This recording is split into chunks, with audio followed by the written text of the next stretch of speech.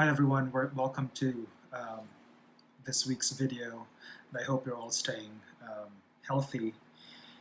Um, so for today, we're going to talk about chapter 16, but also I'm going to assume that you've read chapter 16 or parts of chapter 16. But also before you continue on with this video, it would be better if you've read at least the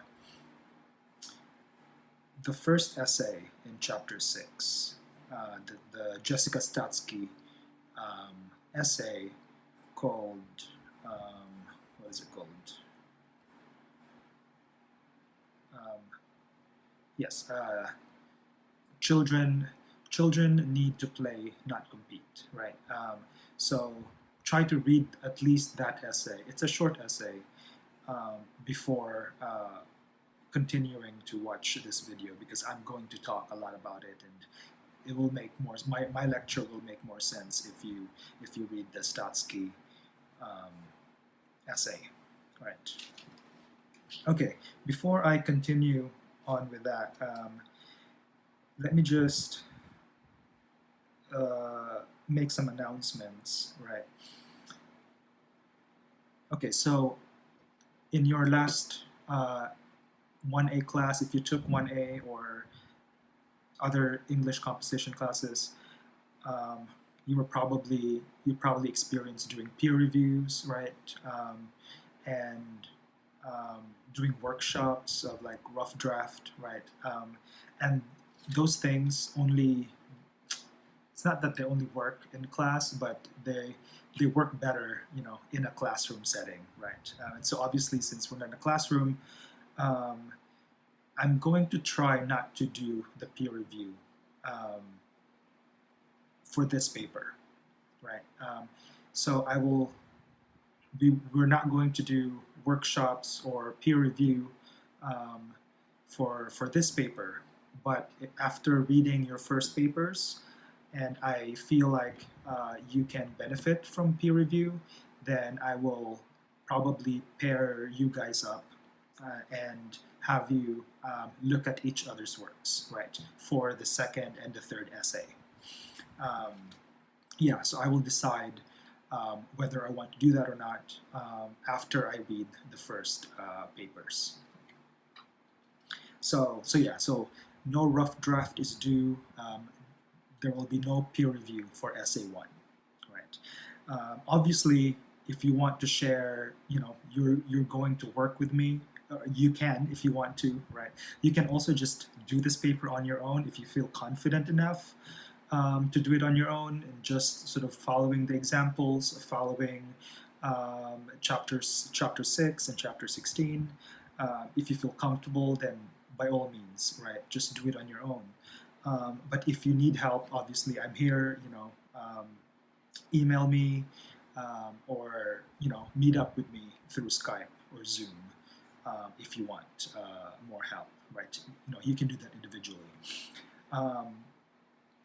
And let's see, you can share your rough draft with me if you want, but just make sure that you, when you give me an email with a link to your rough draft, just make sure you point me to the parts in your paper that you're having issues with, right? So that I can just, I don't have to figure out what's wrong with it and read the whole thing. That's too much. And so, if you want me to look at your rough draft, make sure that you're pointing out parts of the rough draft that you want me to look at, right? And have specific questions and what your problems are, or how I might be able to help, right? Okay, so that's about the rough draft. I responded to everyone who submitted their proposal last weekend, right? And so if you submitted a proposal and did not get a response from me, let me know, right? Because that probably means that I didn't get your email. and that means that I didn't count your assignment, right? So, and even if you're late, just still you can still submit it to me, um, if you want to get feedback, right? So that's assignment 3. And so there's not going to be an assignment this weekend or next weekend, right? As I mentioned in the email, so that you can focus on composing your paper, right? Okay, so finding sources. As I mentioned before, you can. So one of the required source is going to be a scholarly article, right? And that scholarly article you can find either through Google Scholar or the UCR library website, right? And in order to get access to most of those articles, you need, since we're not on campus, when you're on campus, you can just easily, if you're using campus Wi-Fi, right, you can easily access UCR articles, right? But since we're in a remote place, you need a VPN or a virtual private network in order to access the scholarly journals for free, right? Don't pay for anything in terms of the scholarly articles, right? Because that's part of your tuition, that goes to the library, right? So don't pay anything. Make sure you have access to the VPN or virtual private network. And if you don't know how to do that, just well, I'm going to attach a link to Google Scholar and to how to access a VPN. I'll include it in the email when I release this video. So this lecture is going to be the same format as last week. I'm going to have a handout that you can follow as I do the lecture, right? And so I'm going to be going back and forth chapter 16 and then using the Statsky essay as an example on how to talk about what chapter 16 is talking about, right? Okay, so from chapter 16, a quote here from chapter 16, central to any argument is the thesis, right? In a sentence or two, a thesis asserts or states the main point of any argument you want to make. It can be assertive only if you make it clear and direct, right? The thesis statement usually appears at the beginning of an argument essay, right? So for the sake of this class, I want you to, and like the thesis, you can put it, in the beginning of the, technically you can put it anywhere in the introduction, right? But for the sake of this class and for the sake of uniformity, I want you to write your thesis at the end of your introduction, right? If you have one paragraph for introduction, then your thesis is going to be the last or the last two sentences of your paragraph, right? If your paragraph if your introduction has 2 paragraphs, then the thesis will be the last 2 sentences of the second paragraph, right? So it has to be the last 2 sentences of your introduction, right? And so I'll know where to look for, right? And I know sort of like what your argument is, and I'll know how to correct you, right? If I feel like I need to, or if I feel like the thesis could be improved, right?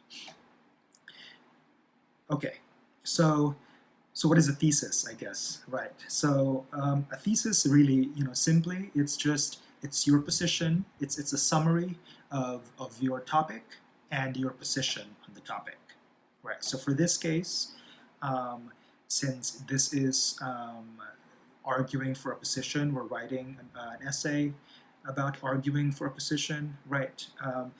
You want to at least include in your thesis what your topic is and how you're going to, and what your position is, right? So those two things need to be in um, your thesis, right? Then you can add, a couple of things about your argument maybe in the thesis, but the key things in the thesis should be the topic and your position, right? Okay, so here's an example of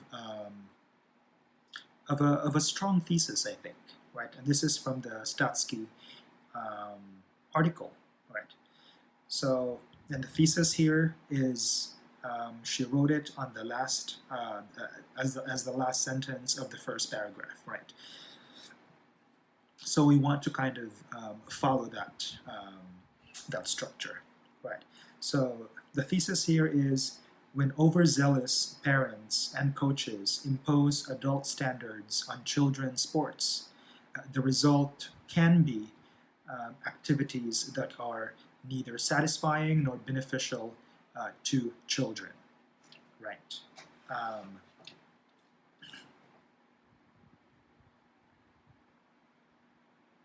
Right, so by, you know how it says on that first quote that I quoted, it says, it can be assertive only if you make it clear and direct, right? So the thesis has to be clear and direct, right? And I think the Statsky thesis is clear and direct, right? I think I kind of talked about this a little bit last week, but I'm going to review this thesis again, right? So first, it's clear because I also talked a bit about this last week, right? Your thesis has to be specific, right? In order for it to be clear, it has to be specific, and it can't be too general or too sort of like abstract, right? And if you notice here, when overzealous parents and coaches impose, so by describing sort of by pointing out, right, that what she's talking about are not just parents in general or coaches in general, right, but overzealous sort of parents and coaches, right. She's making it clear that she's not sort of generalizing all parents, that all parents are like this, right? She's not saying that. She's only saying that it's just those, like very eager, overdetermined, overbearing, right, parents, right? Those are the parents and coaches that she is criticizing, right? Not all parents, right? So that makes her thesis clear, I think. And clear and direct, and another part here that I highlighted is the result can be activities that are neither satisfying nor beneficial to children, right? So her argument basically is just that the children of a specific age, right, who are trained by overbearing parents, right, to be involved in certain kinds of sports activities, it's actually harmful for children, right, or it can be harmful for children, right. So notice here how she used "can be," right. So she's not saying that all sort of sports, right, or all sort of like physical activities that children engage in are harmful, right?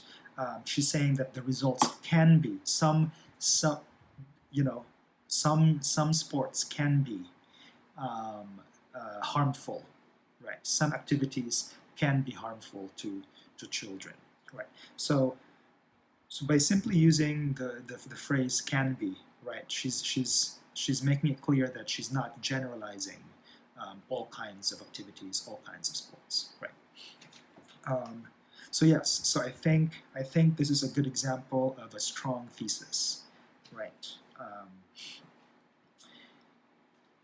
Okay, I took another example here from um, the Nielsen essay on chapter 6. So this is the second essay in chapter 6. So right after the Statsky essay is the Nielsen one. And this is about hate speech, right? And I'm just going to read, I'm going to read the second paragraph of Nielsen's essay, right? And I think it looks like she's using two paragraphs, right, in the introduction, which is, as I mentioned, it's perfectly fine, but still, right, her thesis is the last sentence of the second paragraph, which is still part of the introduction, right? Okay, so I'm actually going to quote the entire paragraph, right, just so we have a context here. And then I highlighted here the actual thesis part of the statement. All right, so the typical answer is that judges must balance benefits and harms. If judges are asked to compare the harm of restricting speech, a cherished core constitutional value, to the harm of hurt feelings, judges will rightly choose to protect free expression, right? But perhaps it's nonsense to characterize the nature of the harm as nothing more than emotional scratch. That's a reflection of the deep inequalities in our society, and one that demonstrates a profound misunderstanding of how hate speech affects its targets, right? Right. So that's the thesis, I think, and I'm saying I think because I actually don't think that this is a strong thesis. I get it, but I feel like it could be more direct and it could be clearer, right? So I'm going to try to, for our sake, I'm going to try to change her thesis and make it into something clearer and simpler. Right. So I think Nielsen's thesis could be clearer, right? And so basically, what she's arguing is that hate speech, right? So being able to say whatever you want, right? Even though that could be hurtful to other people, right? Should be allowed because it is in conjunction with the First Amendment, which allows us free speech, right? So since everyone has free speech, hate speech should be part of, of free speech, right? So, and so the argument then is whether it's in opposition to free speech to restrict hate speech, or should it be sort of restricted in a campus, for example, in a university context, right? Because it is hateful and it is sometimes, most of the time, discriminatory, right? But what Nielsen is saying is not really should we or should we not allow free speech, right? What her position is that instead of asking whether we should be for or against hate speech in campuses, instead of that, we should actually look at how minority groups and women, racial minority groups, right, and women, how they actually are disproportionately affected and sort of violated, right, by hate speech, right? So there is a way in which specific groups of people actually sort of suffer more because of hate speech, right? And it should be through that lens that we sort of think about whether we should allow hate speech on campus or not, right? And I think that's a good argument, but I think the thesis is just like not very clear in expressing that, and so I've tried to revise it here, right? And my revision is not perfect, right? But it's, I think, simpler and it's more direct, right? So the way I revised that, so here, instead of focusing on, here's my revision, right? So instead of focusing on the question of whether hate speech should be restricted or not, the issue of hate speech should be discussed in terms of how it disproportionately affects and violates racial minority groups and women, right? Disproportionately just means, unequally, right? So, which means minority groups and women tend to be affected more by hate speech, right?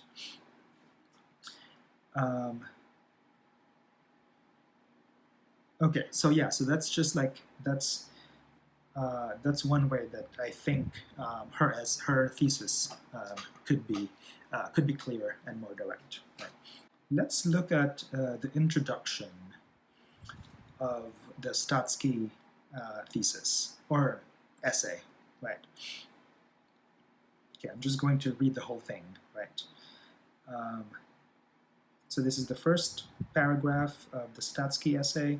Organized sports for young people have become an institution in North America, right? Reports,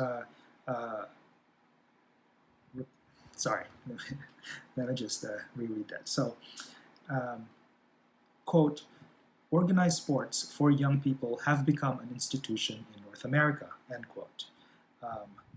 Reports sports journalist Steve Silverman, attracting more than 42 million youngsters, according to a survey by the National Council of Youth Sports.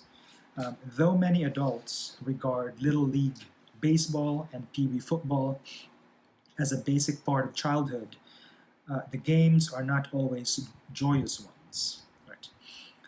When overzealous parents and coaches impose adult standards on children's sports, the result can be activities that are neither satisfying nor beneficial to children. Right? So that's her thesis. Okay, so let's look at what she's doing in this introduction. Right. So I think this is a strong. It's a short introduction, right? But I think it's a strong introduction. And this is just an example. There are different ways that you can frame your introduction, right? You could use anecdotes, right? And this applies to introduction and conclusion, right? So you can either use personal anecdotes that will sort of like give you a way to introduce your thesis, right? You can use statistics, right? You can use sort of like historical context or cultural context, right, to sort of frame your topic and your position, right? So however you want to approach that, there are different ways, right, that you can approach that. So look at the sample essays and try to figure out what they're doing in the introduction, right, and also their conclusion, and see if you can sort of copy that, the sort of the structure that you're using. And at this point, that's really all we're doing, right? We're sort of like, we're not copying the content, obviously, because that's plagiarism, right? But it's perfectly fine to copy sort of like structures, right? Of an essay, for example, right? Especially for those of us who are just, learning how to write essays, right? You want to copy, and then later on, when you feel more comfortable, then you can sort of like play around with how you structure that. But for the sake of just learning, I think understanding what other people are doing what essays are doing, right? And sort of copying that structure is perfectly fine, right? By copying the structure, I mean like copying, what how they're framing their introduction, for example, um, right? Even like structures of sentences, right? If you want to copy that structure of the sentence, um, that's perfectly fine, right? Okay, so let's look at the Statsky introduction. By quoting a report, right, and using statistics, um, it gives her introduction a sense of authority, right? And so, yeah, I think, and obviously statistics and quoting reports, like that's usually what you do, like in the body of your essay, right, to sort of like support your argument. But she's doing that in the introduction, which is still effective, um, because it gives her voice, right, some kind of authority, right, that it's not just me, right, that's in conversation here, but I'm actually in conversation with other sort of other people and also um, other organizations, which is the statistics. Um, right. So I think the Statsky one is a short but effective introduction. Right. And so here I've sort of broken down the Statsky um, essay into as an outline, right? And I'm going to talk about uh, what she's doing, right? Not every paragraph, but yeah, paragraph by paragraph. Okay, so the introduction, I've already talked about the introduction. Um, so let's look at, so now have your Statsky, uh, the Statsky essay handy next to you, right?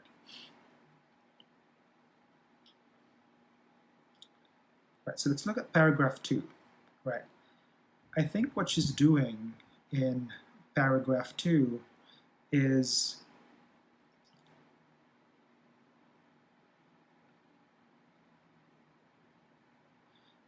right, so paragraph 2, I'll read like the first couple sentences. I am concerned about all organized sports activities for children between the ages of 6 and 12. The damage I see results from non-contact as well as contact sports, from sports organized locally as well as those organized nationally. Right. So this paragraph, right, paragraph 2, and notice on the left side of the margin, there's a number. So that just means that's the paragraph number, right? So when I say paragraph 1, paragraph 2, whatever, just follow those numbers on the left side of the margin. Right. So paragraph 2. Um, so she's framing here, right? Um, Sort of, and notice too how she uses I am, right? And like I mentioned before, feel free to use the first person point of view, right? Specifically for this essay, because it's your argument, it's your position that that you're defending here, right? So I think this paragraph sort of gives it a kind of like a personal position, right? So a kind of like a personal perspective where she's making it clear to the reader that here is my position, right? Here's my personal position in the issue, and here's why I think it's very important, right? So and here's sort of like why I care, and here's why you should also care, because I care, right? So that's kind of what she's doing in paragraph 2, right? So kind of like personal context, right? So personal context on on why it's important for her, right, to write this essay, right? But also on top of that, she's also summarizing what she's going to be talking about later on, right? So it's also a way of summarizing um, the arguments, right? Or setting up, I guess, the arguments. Okay, and then let's move on to paragraph 3 of the Statsky. Right. So paragraph 3 is actually it could be considered as the concession, right? I told you last week that you want to include or you want to acknowledge, opposing points of view, right? Like what are other people saying that's in contrast to your position, right? And you can either concede to opposing points of view, which means you can agree to it, but say that that's not what you're responding to, or you can say that the opposing points of view are wrong, right? And here's why that's wrong, and I'm right, right? And so here on paragraph 3, what she's doing is actually a concession, right? So she starts, yet many parents would disagree with my view, right? So she's recognizing that, or she's acknowledging that, some people will disagree with her view, and here's why, right? Yet many parents would disagree with my view that children should not be encouraged to participate in organized sports. Parents are correct, right, to be frustrated by their children's lack of physical activity, right?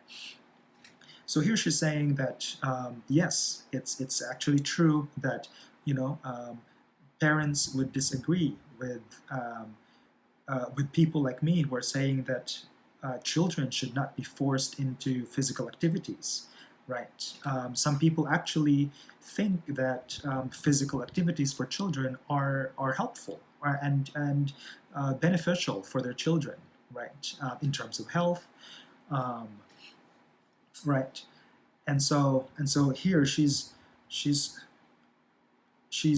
kind of conceding, right? She's saying that yes, like some people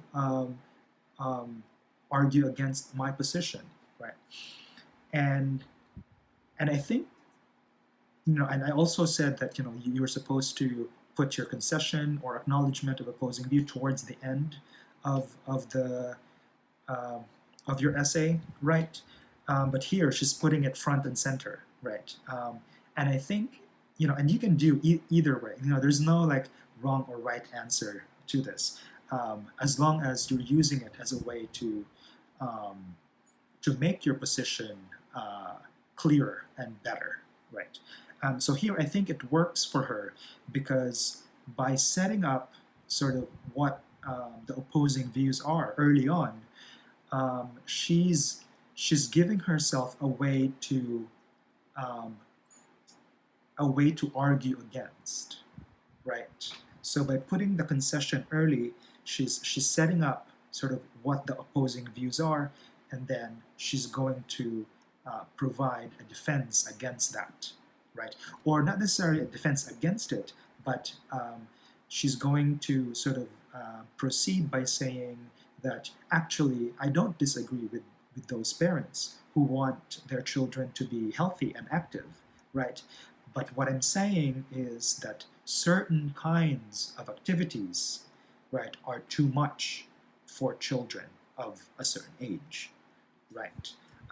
And so by providing that opposing point of view early on, she's giving herself a way to sort of resist, right? And to sort of continue on with her position, right?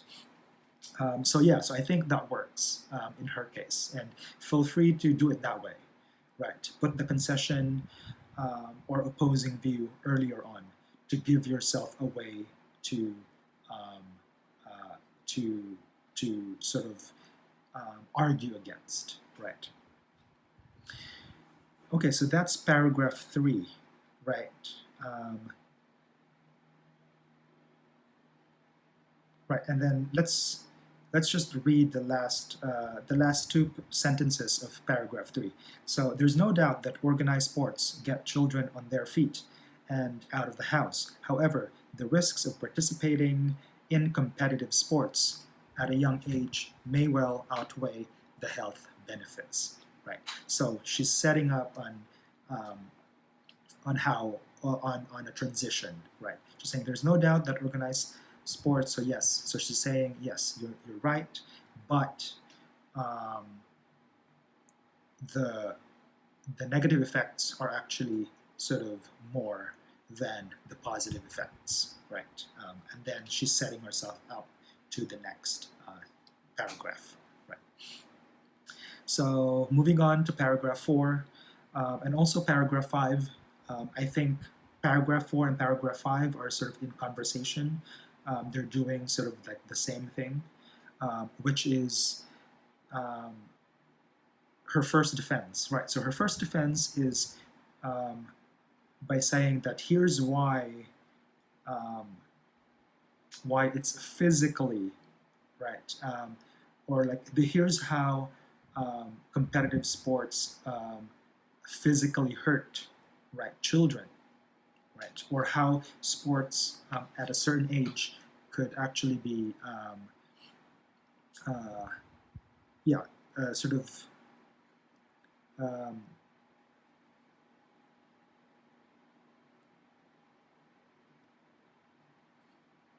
right. So she's saying that here's why physically, or here's why um, exercises and sports training at a certain age, right, for children is physically harmful, right?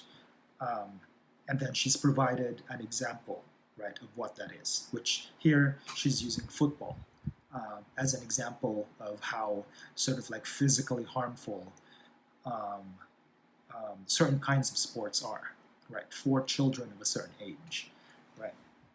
So that's her first defense, right? And then, so how she's setting it up is she gives you a defense and then she gives you an example, right? So you should also follow that kind of structure, right? So defense and then example, right? Um, and as you notice throughout this paragraph, she's quoting, right? She's quoting from her sources, and that's something that I want you to do throughout your paper, right? Especially the body parts, the body paragraphs, right? As I mentioned before, introduction and conclusion, you can use quotations from your sources, right? But but that's not or that's not a requirement, right? But for your body paragraphs, I want to see you quoting your sources, right? Um, so yeah, for example, here the on the top of paragraph 4. One readily understandable danger of overly competitive sports is that they entice children into physical actions that are bad for growing bodies, right? And this is another thing, right? Like once you start your paragraph, like the part of the paragraph, or the paragraph that's especially the defense, right? It's always good to make sure that the first sentence of that paragraph is your own words, right? I usually avoid quoting in the first sentence of a paragraph because it gives it like that authority, right? So like you're giving your own words in the first paragraph. That means that you have a voice, right? You're not losing your voice. And I feel like if you quote immediately in the first sentence of the paragraph, you're sort of covering your own voice as the author, right? Because after all, you're the author, even though you're using other people's works to defend your position, right? You're still the author, and this is still your essay. So I find it, like one way to make yourself heard is make sure that the first sentence of the paragraph is your own words and not a quotation. So this is a good example, right? So the first sentence is her own words, a summary of her defense, right? And then she goes on to quote, right? So quote, there is a growing epidemic of preventable youth sports injuries. end quote, according to the American Orthopedic Society for Sports Medicine. And then she quotes some more. Right. So notice how she's quoting and she's introduced the quotation, right? So she quotes and then she writes, according to the American Orthopedic Society for Sports Medicine, right? And if you remember from your previous English composition classes, you should not use quotations. They're called sort of like dangling quotations. I think there's another term for it, but and I'm also going to attach a PowerPoint in this email when I send this video to you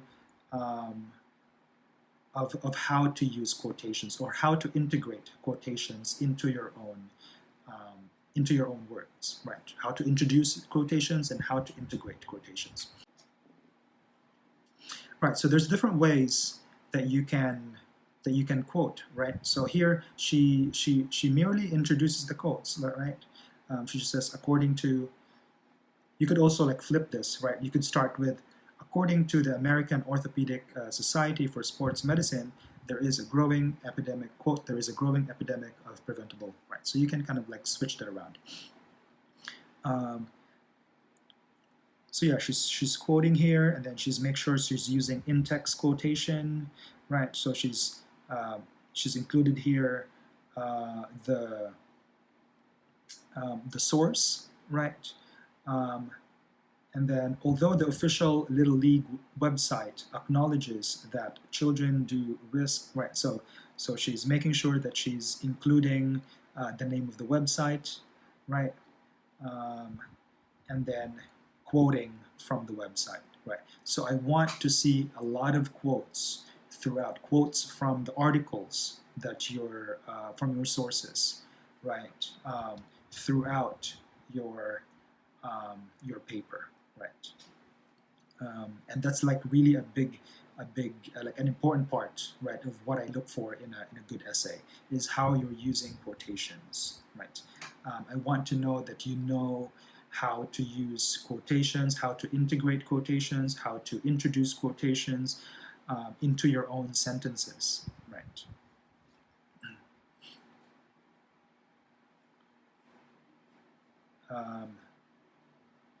Right, so that's paragraphs 4 and 5, right? So paragraphs 4 and 5 are talking about what the physical harm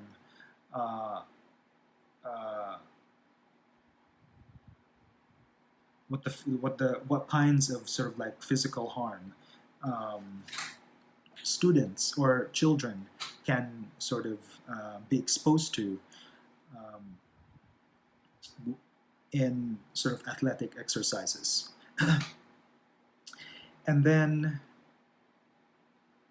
paragraph 6 and 7, she then switches, right? So this is her second defense. So the first defense is physical harm, and then examples like football, right? And then paragraph 6 and 7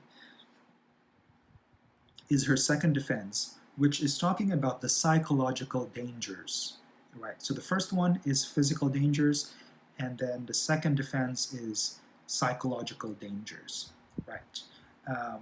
And so for her, right, exposing children to athletic exercises, intense athletic exercises, is not just harmful for the children physically, but also harmful mentally, right?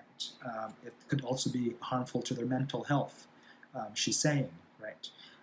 So paragraph 6 and 7 talk about, why what the psychological dangers are, right? And then she also provides examples, right, of those mental health dangers of athletic training at an early age, right? And again, she's using quotations here. Pay attention to how she's quoting, right? Let's look at paragraph 5, right? So here, as the New York Times health columnist Jane Brody reports, in concussions can occur in all youth sports, right? The discovery that professional football players suffer long-term brain damage from multiple concussions, quote, has prompted a much closer look at how children and adolescents who participate in sports can be protected from similar consequences, right? End quote. Right. So here, right, she's not just introducing the quotation by saying, oh, according to the New York Times, quote, blah, blah, blah. Right. She's actually incorporating the quotation into her own words. Right. So she introduces it by integrating it into her own words. Right. So the discovery that professional football players suffer long-term brain damage from multiple concussions, quote, has prompted. So notice like the different ways, right, that quotations are integrated into her sentences, right. So yeah, I also want to see different ways of using. Sometimes you can just introduce it by saying, according to blah, blah, blah, right? But then you could also sort of weave it in, right, into your own words, right? Um,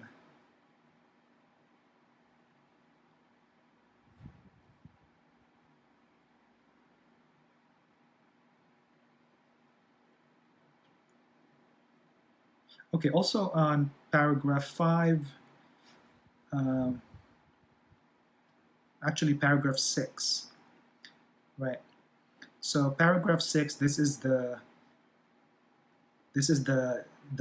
beginning of her second defense, right, about the sort of like mental trauma that children experience because of this intense athletic training. So here she's incorporating information from the Little League website, right? So the Little League website, this is paragraph 6. The Little League website ranks fear, right, of injury as the 7th of 7 reasons children quit, right? One mother of an 8-year-old PB football player explained, blah blah blah, right? So she's incorporating the Little League website with a personal anecdote, right, with an example, right? So I think this is a strong tactic because she's including a personal sort of not her personal experience, but a personal sort of like anecdote from a mother, right, who experienced these sort of trauma, right, whose children, I guess, sort of like experience this trauma, and so um, that gives the argument, right? So you want the argument to be strong by using um, reputable sources like the New York Times or whatever, right? But then you also want to incorporate personal anecdotes, right, from actual people who experienced, whatever it is that you're arguing for, to sort of like add a personal level, right, a personal perspective to your argument. And I think the combination of scholarship and personal sort of experience that goes hand in hand, and it makes your argument stronger. Okay, so those are mostly what I wanted to point out. So paragraph 9, to summarize, it's a counter argument, right? And then paragraph 11 is a rebuttal. So she's kind of like going back and forth, right? So like here's what people are saying, and then here's what I'm saying, and then here's what people are saying, and then here's what I'm saying, right? So I think that's also a good idea, right? And other essays, right, like the Nielsen, she pretty much just kind of like lined up like everything like her defense, right? Here's why I think hate speech disproportionately affects racial minority groups and women, right? So you can do that. You can sort of just like give your defense, right, throughout, and then acknowledge the opposing view, or do as Statsky is doing, where she's doing a back and forth. One paragraph is the opposing view, and then her view, and then opposing view, and then her view, right? So find a sort of structure that works for you, right? And then imitate that. And then paragraph 14, the summary or the conclusion, right? So conclusion, like I mentioned, right, like the introduction, it could be an anecdote, a personal anecdote, a kind of personal reflection, right? So it could be, choose whatever you think might work for you, right? So it could be a summary of your arguments, right? Like Statsky is doing. She pretty much just on paragraph 14, right, the last paragraph of her essay, she's pretty much just kind of summarized her arguments, right?